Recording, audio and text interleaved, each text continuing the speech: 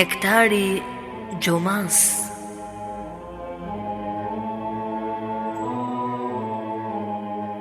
Prezanton Fondacioni Kur'anit.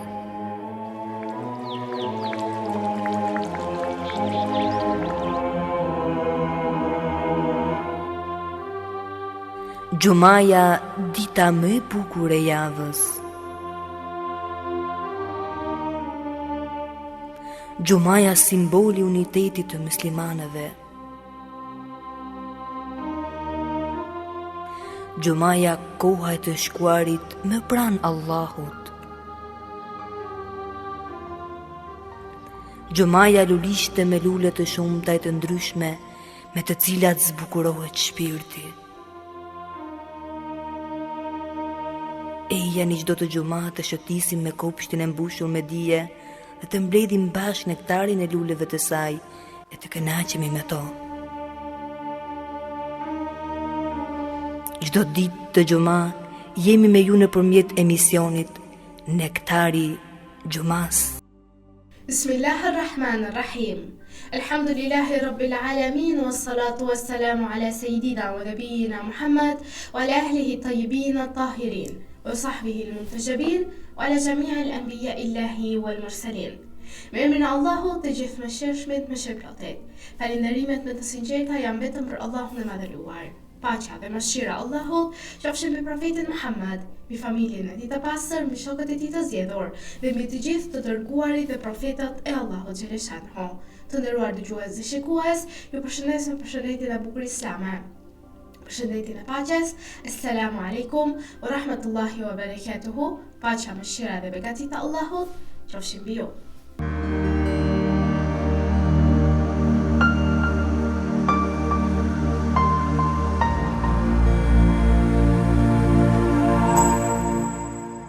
Muaji i begatë i Ramazanit është një stinë e dritës shpirtërore, ku zemra e besimtarit vendoset përballë vetes së saj me sinqeritet dhe përgjegjësi.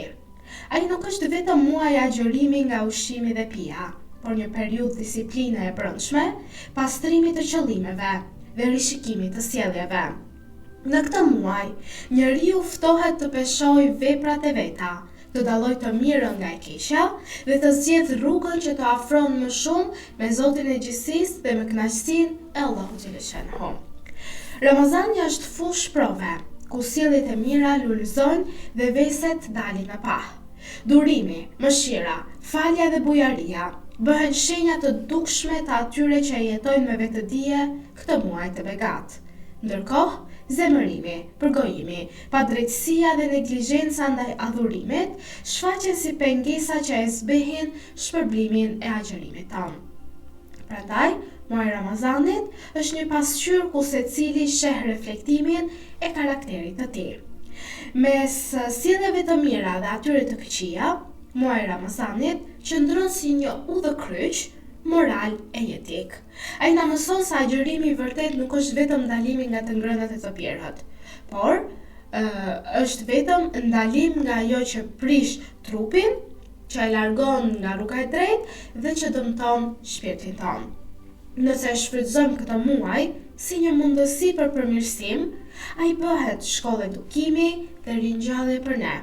Nëse jo, atëherë fatkeqësisht e kemi zgjedhur rrugën që na çon në gjumin e përjetshëm, në errësirën dhe humnerën e kësaj bote.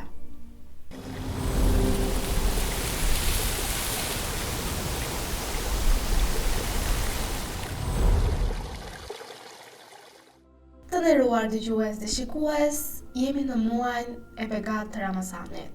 Muaji i Allahut xhaleshanhu, muaji i paqes, i mëshirës, i bindjes dhe i përkushtimit. Është muaji në të cilin besimtari musliman bën çdo vepër të mirë për t'u afruar sadopak kënaqësisë dhe fitimit të udhës së drejtë në këtë botë edhe në botën tjetër.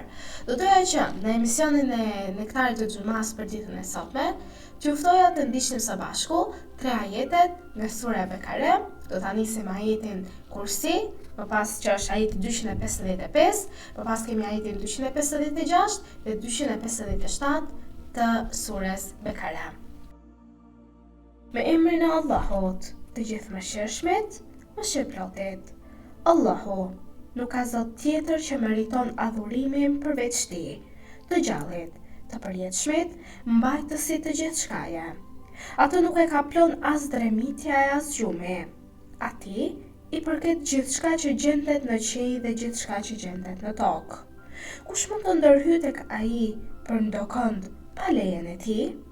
Ai di çdo gjë që ka ndodhur përpara dhe çdo gjë që do të ndodh pas njerëzve.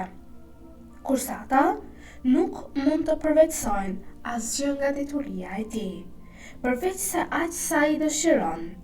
Kursiu I Tij shtrihet mbi qejt dhe tokën, dhe ai nuk e ka të rënd t'i ruaj ato. Ai është I larti, madhështori. S'ka dyshim në fe, sepse tashmë është dalluar e drejta nga e shtrëmbra. Ai që mohon idhujt dhe gjithçka që adhurohet në vend të Allahut dhe beson në Allahun, ka siguruar lidhjen më të fortë, e cila nuk këputet kurrë. Allahu dëgjon dhe di gjithçka. Allahu është mbrojtësi I atyre që besojnë. Ai nxjerr ata nga errësira në dritë. Sa për ata që nuk besojnë, mbrojtësi I tyre është Djalli, I cili I nxjerr ata nga drita dhe I shpije në errësirë.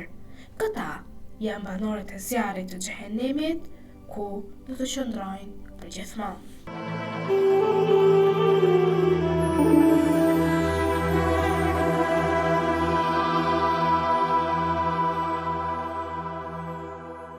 Të nderuar dëgjues dhe shikues, në emisionin e Nektari I Xumas për ditën e sotme, do të flasim rreth temës muaji I Ramazanit me sjellje të mira dhe atyre të këqija. Muaji I bekuar I Ramazanit është muaji më I mirë, siç e ka përshkruar profeti Muhammed sallallahu alaihi wasallam me fjalët e tij, teksa thotë, është një muaj që tek Allahu është më I miri I muajve. Ditët e tij janë ditët më të mira, netët e tij janë netët më të mira, dhe orët e tij janë orët më të mira. Prandaj, ai është një mundësi e çmuar për çdo që dëshiron ta shfrytëzojë këtë muaj të bekuar, I cili nuk përsëritet në vit veç se një herë. Dhe askush nuk e ka të sigurt si do të jepet mundësia të arrijë këtë mundësi të ardhë edhe vitin e ardhshëm, sepse mund të kalojë në botën tjetër para kësaj mundësie.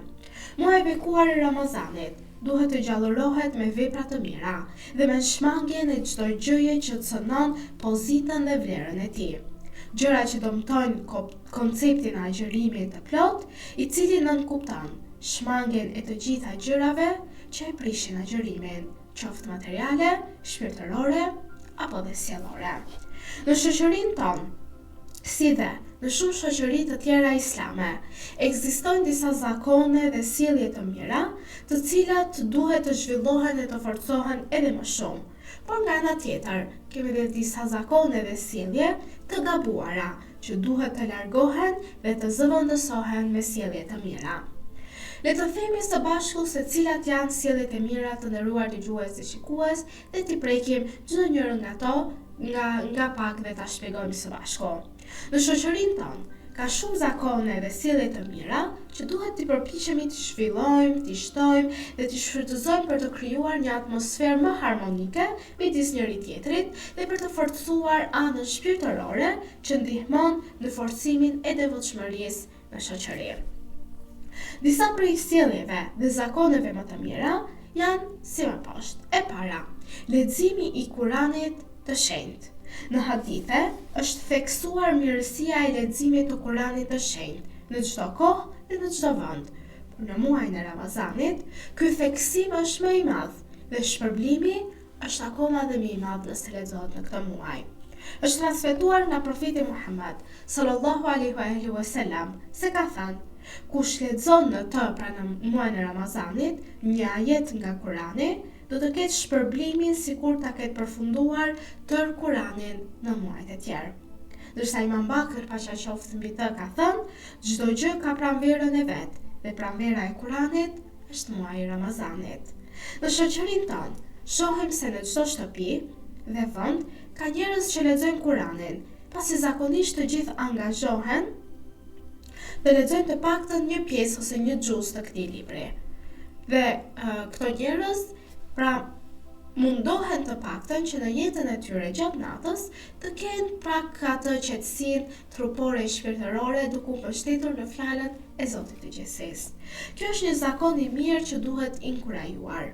Njëkohësisht, duke theksuar rëndësinë e kuptimit të Kuranit, kujdesi për leximin e saktë pra tajvidin dhe studimi i komentimit tafsir dhe i shkencave të Kuranit familjartë, në mënyrë që lexuesi i Kuranit të njohë ajetet e bekuara dhe të kuptojë dimensionet e tyre, qëllimin dhe interpretimin e tyre.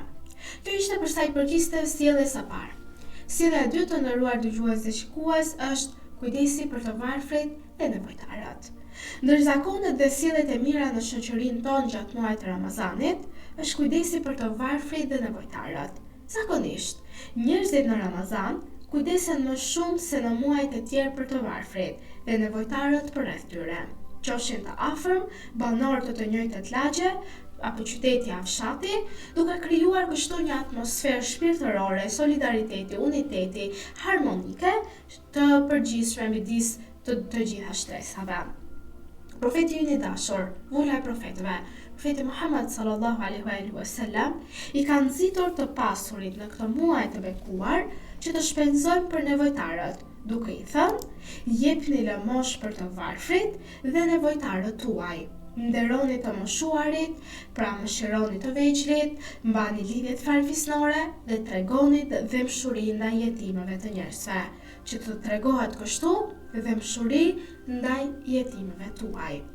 Ky zakon i mirë të nderuar dëgjues dhe shikues, duhet të shfrytëzohet për të nxitur punën e bamirësisë dhe atë vullnetare në shoqërinë ku ne jetojmë, në mënyrë që të kontribojmë në përmirësimin e nivelit të shërbimeve që ofrojnë shoqatat bamirëse dhe të gjitha aktivitetet vullnetare njëkohësisht. Sjellja e tretë e mirë që duhet të bëhet në muajin e begatë të Ramazanit është gjallërimi i vizitave. Ndër zakonet dhe sjelljet e mira që sjell muaji i begatë i Ramazanit është që të gjithë shkojmë ke njëri tjetri, bëjmë vizita, ham një iftar tek sofrat e njëri tjetrit, dhe kjo është gjë shumë e mirë në këtë muaj të begatë. Sepse kujdesi për vizitën e të afërmve, ruajtja e lidhjeve me miqt, shkëmbimi i vizitave në tubime për përkujtim dhe lutje, si dhe mbledhja e njerëzve në mesxhide, krijon një atmosferë gjallërie dhe ndërveprimi mes shtresave të ndryshme shoqërore. Profeti Muhammed sallallahu alaihi wasallam ka nxitur vizitën e të afërmëve në këtë muaj të bekuar, duke thënë: kush mban lidhjet farefisnore në muajin e Ramazanit, Allahu do ta përfshijë me mëshirën e tij ditën kur të takojë. E kush i ndërpret lidhjet farefisnore në të, Allahu do t'ja ndërpres mëshirën e tij ditën kur të takojë. Po ashtu, është nxitur edhe vizita e besimtarëve dhe miqve, ku profeti Muhammed sallallahu alaihi wasallam thotë: kush viziton vëllain e tij besimtar ose dhe motrën e tij besimtare, motrën e saj besimtare në shtëpinë e tij apo të saj, pa ndonjë interes prej tij, regjistrohet si vizitori i Allahut dhe Allahu e ka për detyrë ta nderojë vizitorin e tij. Sa të mëdha janë shpërblimet në këtë muaj të begatë. Pra, ti një vizitë bën dhe Allahu të quan prej vizitorëve të tij. E çfarë do më shumë njeriu? Që të jetë vizitori i Allahut, të ketë kënaqësinë e Allahut në zemrën dhe shpirtin e tij, të jetë i falur nga mëshira e Zotit të Gjithësisë. Të gjitha këto janë bekime të nderuar dëgjues dhe shikues që ky muaj i begatë sjell me vete për të ne.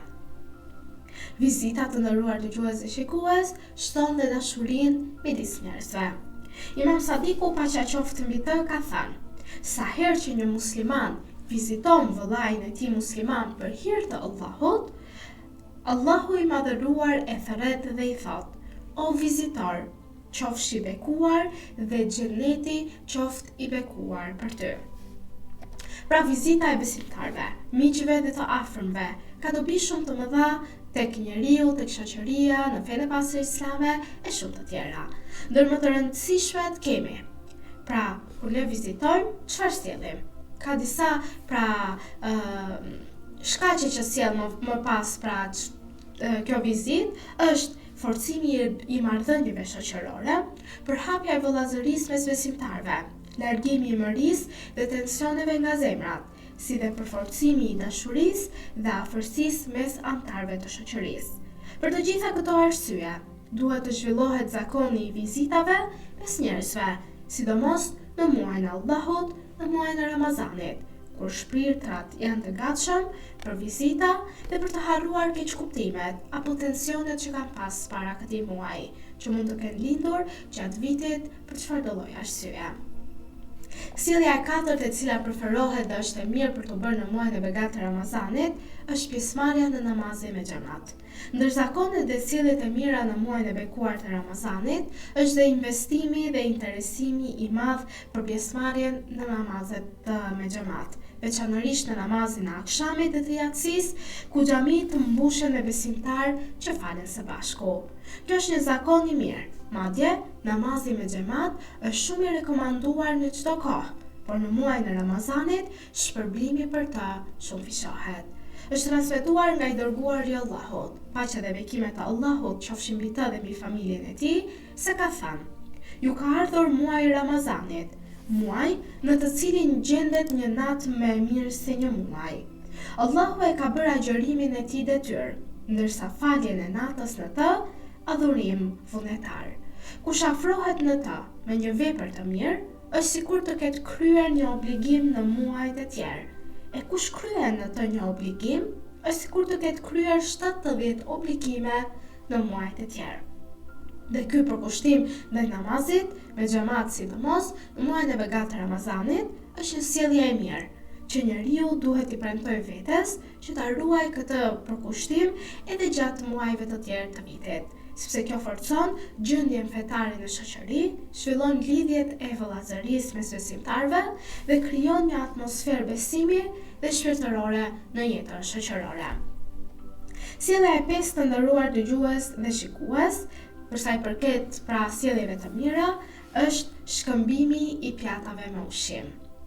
Është kjo sjellje e mirë, sepse njerëzit në muajin e bekuar të Ramazanit, veçanërisht mes të afërmve, fëmijëve dhe miqve, shkëmbejnë pjata me ushqim. Kjo forcon dashurinë mes anëtarëve të shoqërisë dhe kontribon në krijimin e një atmosfere pastërtie shpirtërore që shkrin ndjenjat e urrëties që mund të ekzistojë mes disa njerëzve për arsye të ndryshme. Ky zakon i mirë jep përshtypje në një shoqërie të bashkuar dhe të lidhur fort me njëri tjetrin, si dhe kontribon në forcimin e strukturës shoqërore, gjë që reflektohet në marrëdhënie më pozitive mes njerëzve dhe shoqërisë. Nëse njeriu e shkëmben ushqimin e tij me qëllimin e iftarit për një agjërues, ai ka një shpërblim të madh tek Zoti i tij. Siç ka thënë profeti Muhammed: o njerëz, kush prej jush i jep iftar një agjëruesi besimtar në këtë muaj, do të ketë tek Allahu shpërblimin sikur të ketë liruar një rob dhe do t'i falen mëkatet e kaluara. U tha: o i dërguari i Allahut, ju të gjithë kemi mundësi për këtë. Dhe profeti i thot: ruaju në zjarrit, qoftë edhe me gjysmën e një hurme. Ruaju në zjarrit, qoftë edhe me një gdhëng uji. Prandaj, le të bëjmë shkëmbimin e pjatave me ushqim dhe me synimin për të fituar shpërblim të madh përmes qëllimit të dhënies së iftarit për agjëruesit. Kështu njeriu fiton shpërblimin më të madh, përveç dobive të shumta që sjell kjo në forcimin e afrimit dhe komunitetit mes anëtarëve të shoqërisë.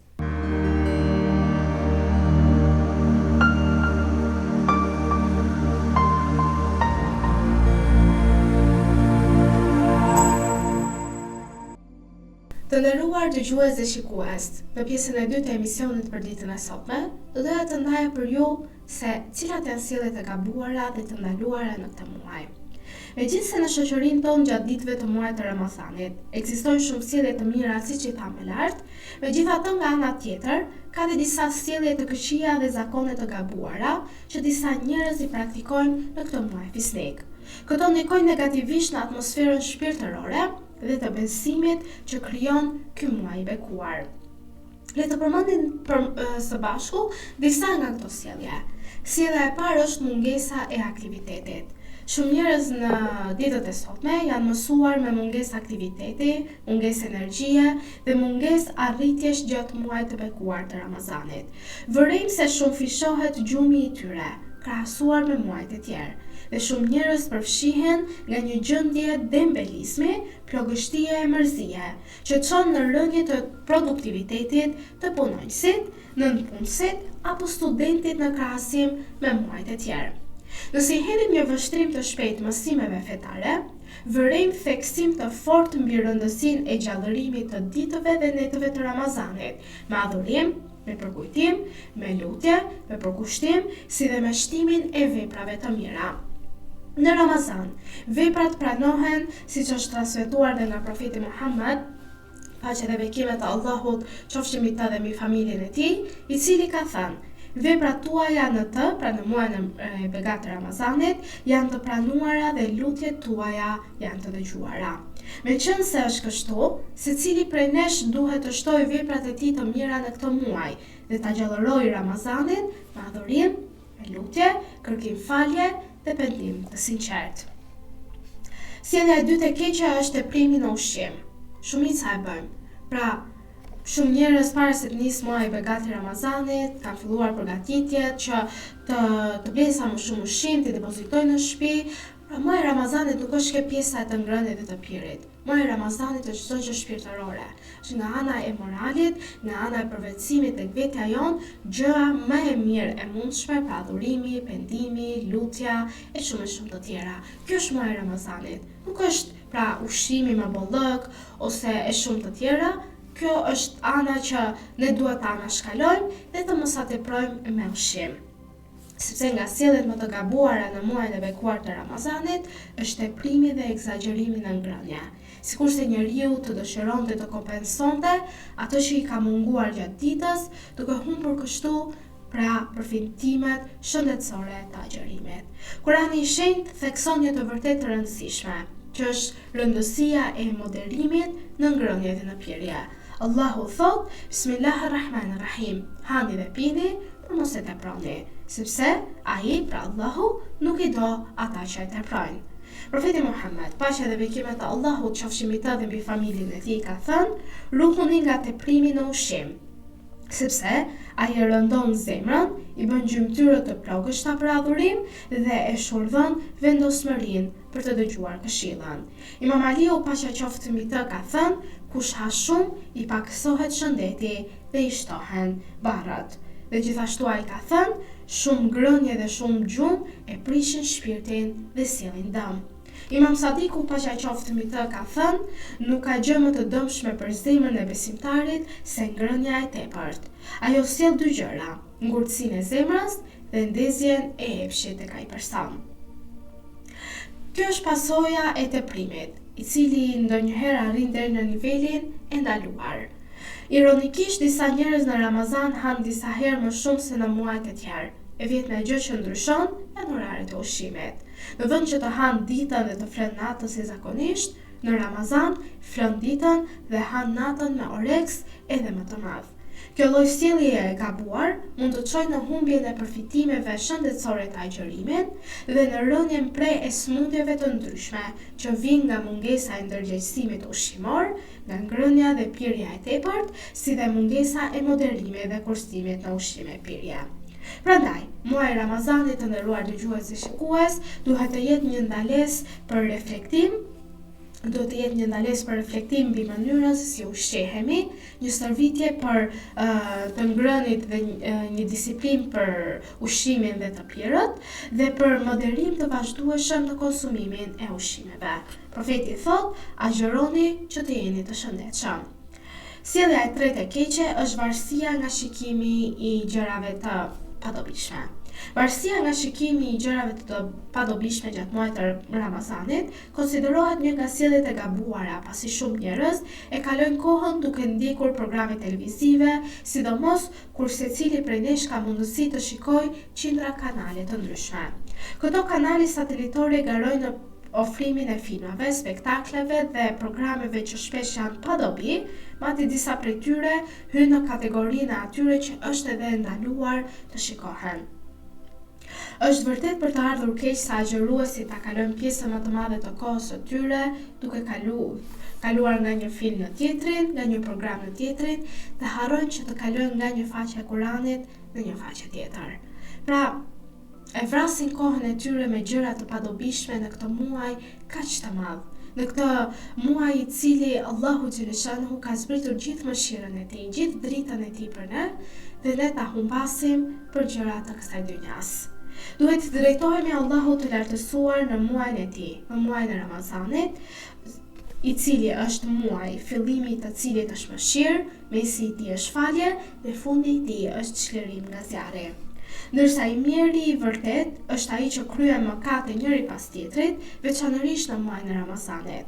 Siç ka thënë profeti Muhammed, me të vërtet i mirë është ai që del nga ky muaj pa i falur gjunahet ose mëkatet. Po ashtu ai ka thënë, kush nuk falet në Ramazan, atëherë në cilën muaj pret që t'i falen mëkatet? Prandaj, le të shtojmë veprat tona të mira në këtë muaj të bekuar, me shpresë që të fitojmë kënaqësinë, faljen dhe mëshirën e Allahut, që është synimi më i lartë i besimtarëve. Le të jetë Ramazani një ndalesë për përpjekjen kundër vetes, gjërave të këqija, për ushtrimin shpirtëror dhe për ngritjen drejt përsosmërisë, për kushtimit dhe bindjes në besim, si dhe për të çliruar nga lidhja e tepruar me materializmin në këtë jetë kalimtare. Ne kemi nevojë të shfrytëzojmë atmosferën e muajit të Ramazanit që të kthehemi në atë fitra, mënyrën se si na ka krijuar Allahu xhaleshanhu në mënyrë më të bukur, të kthehemi në rrugën e drejtë, të udhëzuar dhe të mësojmë veten tonë që sa më shumë të bëjmë vepra të mira tashmë në këtë muaj, aq më shumë e mësojmë trupin tonë me këto vepra dhe i përvetësojmë edhe në muajt e tjerë në vazhdim. Këto momente të nderuar dëgjues dhe shikues, duke ju lënë në mbrojtje dhe ndihmën e Allahut xhaleshanhu dhe duke ju uruar një xumë të begat, ju përshëndes me përshëndetje dhe bukuri islame. Assalamu alaikum wa rahmatullahi wa barakatuhu. Paqja, mëshira dhe begatia e Allahut qofshin mbi ju.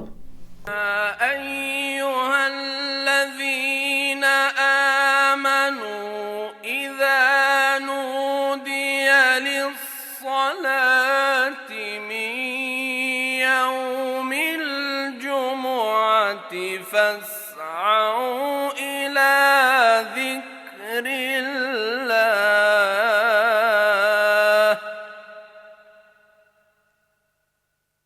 فاسعوا إلى ذكر الله وذروا البيع ذلكم خير لكم إن كنتم تعلمون.